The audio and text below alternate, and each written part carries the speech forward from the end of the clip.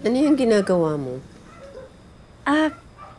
Binabalikan ko lang po itong feasibility study ko kasi ito pa rin yung ginagawa kong companion piece para sa business plan ko.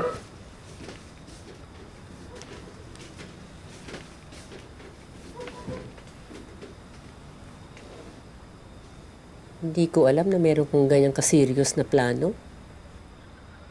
Opo naman la.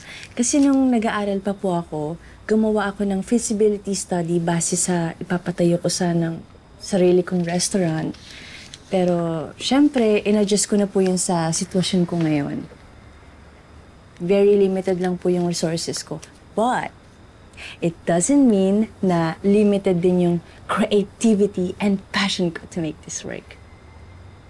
Now, ang kauna-unahan at a most crucial question is, will my concept stand out in the market?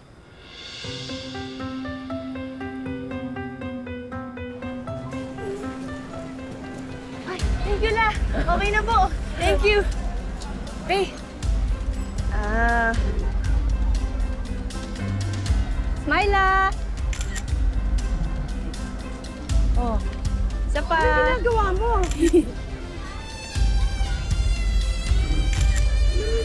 Ito po kasi yung concept ko na. Gamit po yung pedicab ko, gagawa ako ng roving or mobile parisan. For now.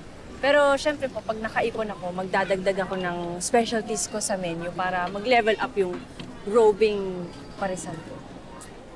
Eh, paano ka nga maiiba?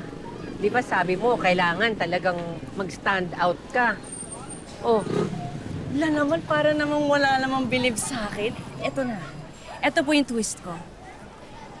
Ipopost ko po ito sa social media. Kasi naisip ko po, kung sa isang location lang ako paikot-ikot, hindi lalawak yung scope ng pagtitinda ko. Diba? Kasi ang strategy ko po, parang, kumbaga sa restaurant, maraming branches.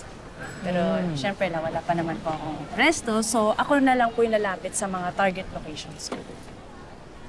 Pero dapat sa high traffic areas, dun malapit sa malls, sa schools, malapit sa MRT stations, at commercial areas po.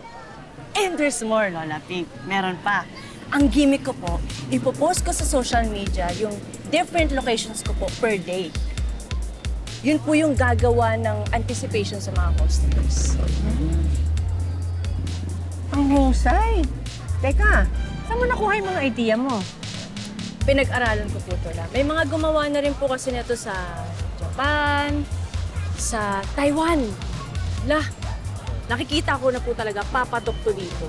Ang aim ko rin po kasi, Lola, is to target multiple demographics. Bukod po kasi sa affordable at patok ang pares sa masang Pinoy, alam ko po na ma-reach ko din yung millennials at Gen Z market gamit po ang social media as my vehicle to promote my roving paresan.